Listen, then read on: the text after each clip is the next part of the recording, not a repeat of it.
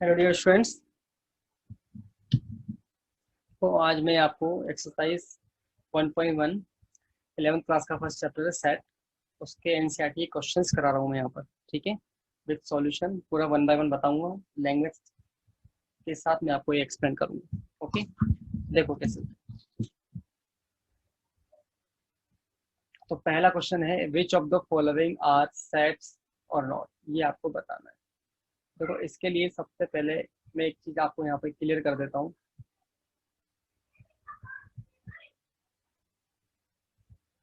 कि सबसे पहले सेट होता क्या है। सेट होता है वेल डिफाइंड collection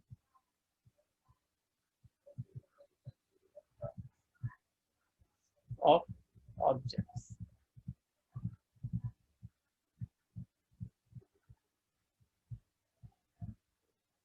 इसका मतलब होता है कि यदि कोई भी ऑब्जेक्ट या कोई भी आर्टिकल, उसकी डेफिनेशन से मैं फर्स्ट इसका आंसर क्वेश्चन देता हूँ, the collection of all the month of a year beginning with the letter G. अब आपको पता है कि आपको सारे मंथ पता है, एक साल में कितने मंथ होते हैं ये आपको पता है, तो ये कलेक्शन, ये डिफाइंड है, ये डिफाइंड है पूरी तरीके से। कितने महीने होते हैं भाई, कितने मंथ होते हैं एक साल में, आपको पता है।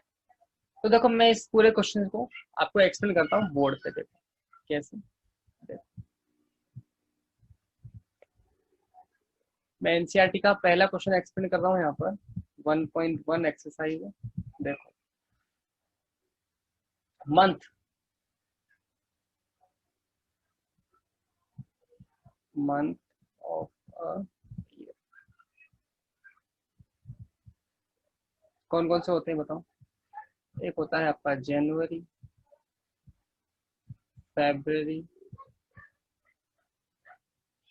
मार्च, अप्रैल, मई, जून, जुलाई,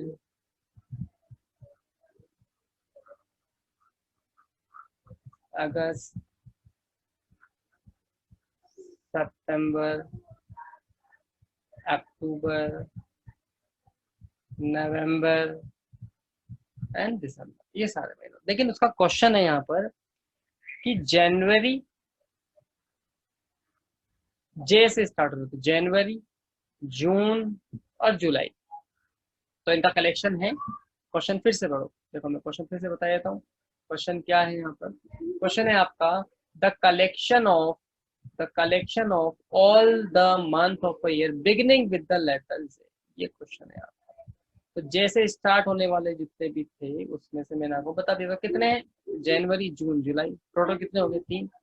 अब देखो यहाँ पर मेरे को पता है कि मैं इसको मान लेता हूँ कि लेट, मैंने इसको कैपिटल लेटर वाई से डिनोट करते हैं, और सेट की डेफिनेशन जे मतलब जनवरी, फिर जुलाई और जून, कैसे भी आप लिख सकते हो। तो ये इसका सेट हो, क्लियर। अब नेक्स्ट इसी तरीके से सेकंड, बताओ सेकंड का कलेक्शन होगा या नहीं। सेकंड है द कलेक्शन ऑफ 10 मोस्ट, यदि इस तरह कोई वर्ड है ना, मोस्ट, इम्पोर्टेंट, इंटेलिजेंट, इस तरह के जो वर्ड हैं जो डिफाइन नहीं हो सकते किसी पर्टिकुलर पर्सन या ऑब्जेक्ट के लिए। मोस्ट टैलेंटेड, हम किसी को मोस्ट टैलेंटेड बोल ही नहीं सकते, पहली बात, राइटर्स ऑफ इंडिया। हो सकता है आपकी साइड ऑफ वे से वो आपको मोस्ट इंटेलिजेंट लगता हो, दूसरों के साइड ऑफ वे से वो कुछ और लगता हो, मोस्ट लगता हो। हर हर किसी के बारे में हमारी ओपिनियन, हमारे सजेशन सबके लिए अलग अलग होता है। तो उसी तरीके से मोस्ट या इंटेलिजेंसी कभी डिफाइन नहीं होती, इसलिए नॉट वेल डिफाइंड कलेक्शन होते हैं, तो इसलिए ऐसा कोई सेट बनेगा ही नहीं। क्लियर है, तो इसका जो आंसर है वो हो जाएगा नो। तो यदि मैं इसको बोर्ड पे लिखूंगा तो बोर्ड पे सिंपली मेरे को लिखना है नॉट डिफाइंड। अगला इसमें वर्ड आ रहा है हमारा द टीम ऑफ 11 बेस्ट, वापस से बेस्ट वर्ड आ गया, ये भी डिफाइन नहीं होगा। बेस्ट आ गया, मोस्ट आ गया, इस तरह के जो वर्ड हैं तो ये भी नॉट डिफाइंड।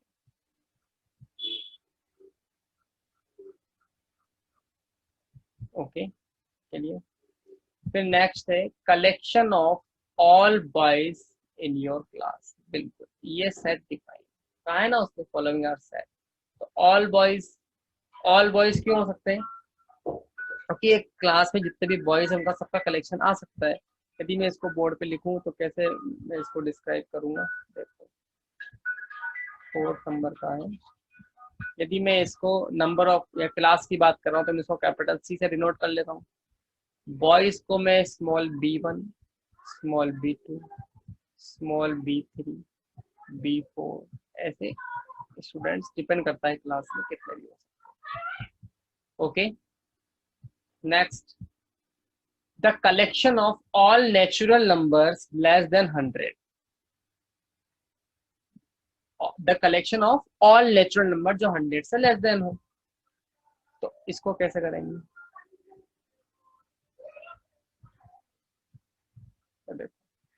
फिफ्थ नंबर,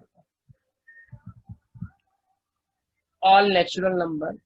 तो यदि मैं नेचुरल नंबर को मैं कैपिटल एन से डिनोट करता हूँ, कर्ली ब्रैकेट में क्लोज करूंगा, 1 2 3 4 5, 100 से लेस देन है तो 99।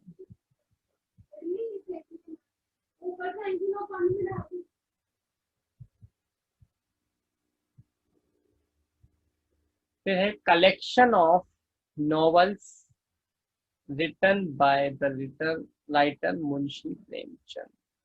हो सकता है, बिल्कुल ये भी हो सकता है, क्योंकि उसने बहुत सारे नॉवेल्स लिखे होंगे, उनका कलेक्शन होगा। हिस्टोरी टाइप लिखी हो और सॉरी नॉवेल्स लिखे हो जितने भी। नॉवेल्स को हम हिंदी में बोलते हैं, क्या बोलते हैं नॉवेल्स को हिंदी में?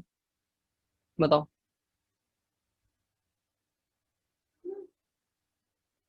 ठीक है, देखो उपन्यास बोलते हैं नॉवेल्स को। ठीक है, the collection of all even integers. Collection of all even integers है तो मैं इंटीजर्स को आई से डिनोट करते हैं। तो इवन है तो 2 4 6 आगे तक कितना भी हो सकता है। क्लियर है? नेक्स्ट, इसके बाद है the collection of question in this chapter. बिल्कुल कैपिटल क्यू से डिनोट कर लो, कर्ली ब्रैकेट में क्लोज कर दो, स्मॉल q1 से डिनोट कर लो, कितने भी क्वेश्चन हो सकते हैं। Clear? Next, the collection of most. वापस से मोस्ट वर्ड आ गया, मैंने बताया ना, मोस्ट, बेस्ट, इंटेलिजेंट, इस तरह के जो वर्ड होंगे उनसे सेट डिफाइन नहीं होता, क्योंकि हर किसी के लिए इसका सजेशन एंड ओपिनियन सब अलग अलग होता है। क्लियर? जहाँ तक मेरे हिसाब से आपको सेट डिस्क्राइब डिफाइन होगा कि सेट होता क्या है, सबसे पहले तो आपको ये समझना है। ठीक है, क्लियर है? अब इसके बाद यदि किसी भी सेट के अंदर कोई भी एलिमेंट होता है तो उसको कैसे डिनोट करते हैं वो मैं एक्सप्लेन कर देता हूँ पहले यहाँ पर। देखो, यदि ए कोई सेट है और उस सेट के अंदर ये 5 नंबर है, 1 2 3 4 5, ये नंबर है, और मैंने बोला कि belongs to A, 5 belongs to A, 3 belongs to A, 1 belongs to A, लेकिन मैं बोलूँ 6 तो 6 does not belongs to. Clear? उसी पे बेस्ड आपका ये सेकंड क्वेश्चन है। देखो,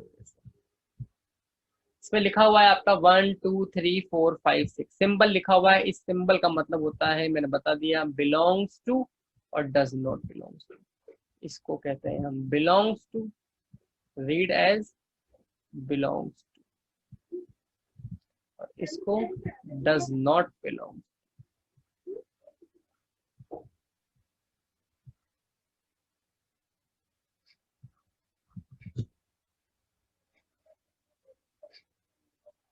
ओके, क्लियर यहाँ तक? डन। नेक्स्ट, अब बताओ यहाँ पर क्या आएगा? 5 belongs to A, 8 does not belongs to A, 0 does not belongs to A, 4 belongs to A, 2 belongs to A, 10 does not belongs to A. Clear? Okay, आगे अब आती है इसके बाद रोस्टर फॉर्म। रोस्टर फॉर्म मतलब लिस्टिंग मेथड। ठीक है, tabular method उसको हम बोलते हैं। नॉर्मल मेथड जो होता है उसको हम बोलते हैं रोस्टर फॉर्म। रोस्टर फॉर्म क्या होती है एक्सप्लेन कर देता हूँ। इस तरह से मैं अभी लिखता है, ऊपर आपको जो दिख रहा है A 1 2 3 4 5 6 ऊपर वाले क्वेश्चन में, ये रोस्टर फॉर्म, मतलब इस तरह की टेबल फॉर्म में आप इसको लिख 1 2 3 4 5 6 7 से लेस देन, इसलिए यहाँ पर ये क्लोज हो जाए। क्लियर? नेक्स्ट देखो, नेक्स्ट क्वेश्चन क्या है। नेक्स्ट है x is a natural number less than 6। इसको तो यहीं पे सॉल्व कर सकते हैं ना हम। कैसे कर सकते हैं? मुझे पता है, यदि मेरे को इसको नोट करना है तो b से करूंगा। नेचुरल नंबर स्टार्टिंग होती है 1 से, और 6 से लेस देन तो ऊपर वाला जो है वो आ जाएगा, बस 6 नहीं आएगा उसके अंदर, 4 5 5 तक आ जाएगा। कंप्लीट। क्लियर?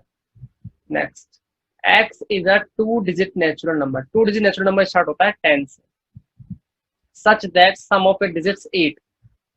अब देखो यहाँ पर जो बात आ रही है वो आ रही है 8 की, तो देखो इसको बोर्ड पे समझते हैं।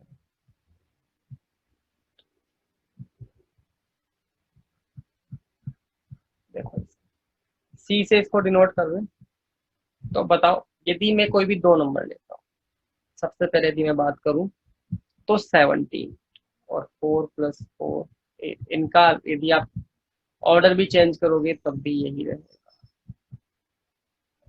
ये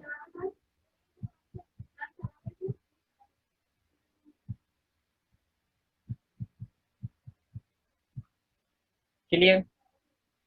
इसके बाहर यदि कोई नंबर ऐसा होता है, देख लो पूरा क्वेश्चन फिर से एक बार इसको रीड कर लो अच्छे से, क्या लिखा हुआ है।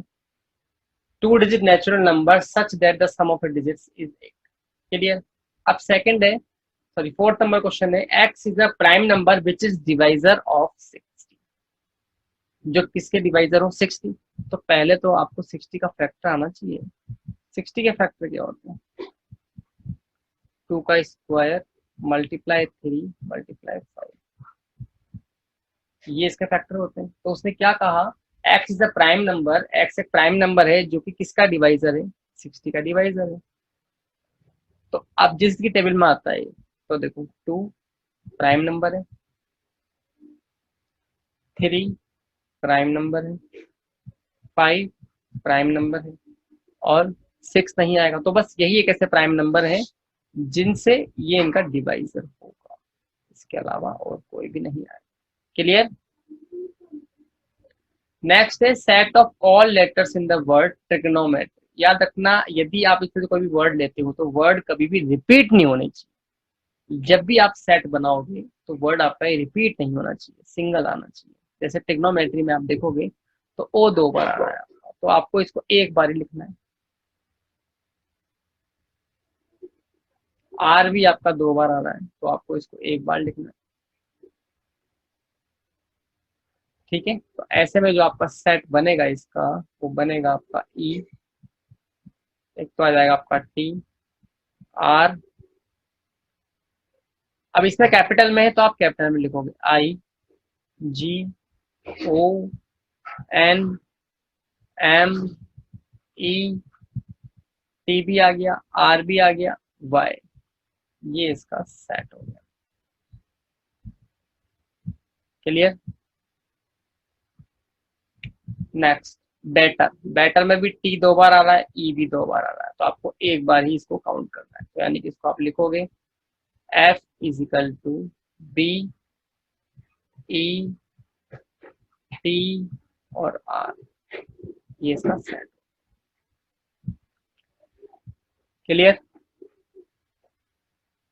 Next, which of will write the following sets in the set builder. अब देखो ऊपर जो फॉर्म देखी ना, क्वेश्चन नंबर 3 आपने जो देखा, ये फॉर्म होती है सेट बिल्डर फॉर्म। इस फॉर्म को बोलते हैं, जितनी भी फॉर्म है यहाँ पर, इसको बोलते हैं सेट बिल्डर फॉर्म।